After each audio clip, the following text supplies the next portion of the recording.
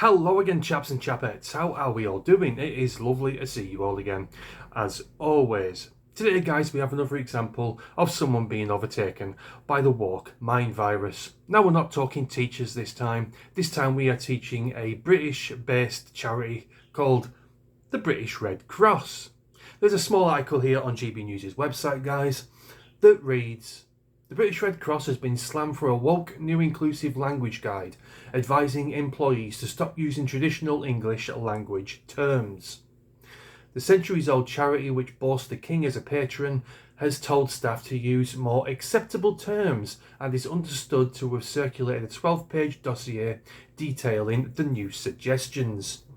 Descriptions such as born a man or a woman and biological male or female have been clamped down on, attracting criticism from those on the right who have accused the charity of political extremism. I think that's a pretty fair point to make, wouldn't you? Elsewhere in the guide, staff planning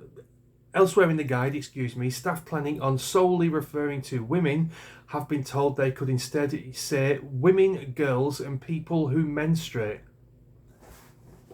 Women and girls, that's where it needs to end. Women and girls both menstruate. There's no third option there. What on earth are they referring to there? Women, girls, and people who menstruate. What? This is fucking ludicrous, guys.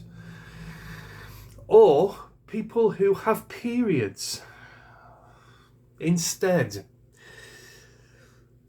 The 12-page pamphlet unearthed by the Daily Mail is also understood to have told staff that people who are not women can have periods and even get pregnant. Oh. Can someone please explain to me how someone who isn't a woman can have periods and get pregnant?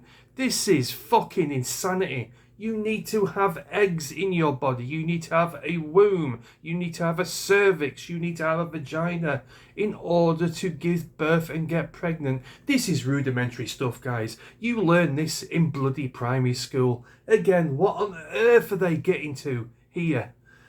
Honest to God, I cannot believe it. People who are not women can have periods and get pregnant. No, they fucking can't. Ladies and gentlemen and maiden name have also been damned by the dossier, with employees told the terms are not inclusive.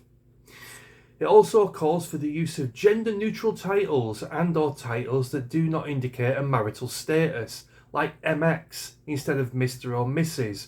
We already have them. Miss means you are not married.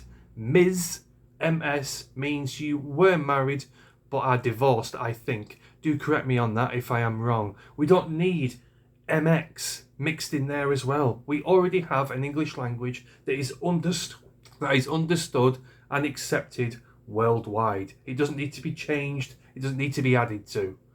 It just causes unnecessary confusion. As well as transgender people's rights to access whatever toilet or changing facility they use. The guide is said to claim that trans women is as much a woman as a woman, as someone born with female genitals. Oh, Jesus Christ. This is absolutely sickening, guys, and it gets on my tits. I don't even know why I choose to do videos like this.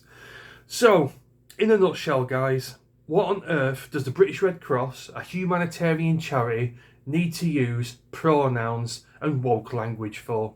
I'm pretty sure Zuki over in Africa, who is suffering from AIDS and probably starvation, does not give one solitary shit about a humanitarian aid worker what pronouns they use. Do the job you're supposed to do. Fuck all the additional bells and whistles that don't need to be attached to companies, especially charities that are there to help people in a humanitarian crisis, such as a famine or a war, etc. Things like that. It's absolutely ludicrous. I have no time for it, and as I say, I've no idea why the fuck I do videos about this, because all they do is just make me angry and make me despair. Please let me know what you think in the comments, guys, and I'll see you in a bit. Cheers.